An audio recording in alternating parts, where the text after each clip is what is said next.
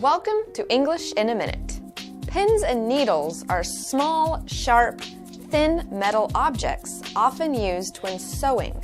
But what do you think it means when people say this? On pins and needles. Oh, hi. Hey, how did your audition go last weekend? I think it went okay, but I won't hear back from the casting director until the middle of next week. Oh, the waiting game is the worst. Got that right. I'm going to be on pins and needles until I get that phone call. If someone is on pins and needles, they are very nervous or anxious. It is usually used to describe someone who is waiting to hear news about something really important to them.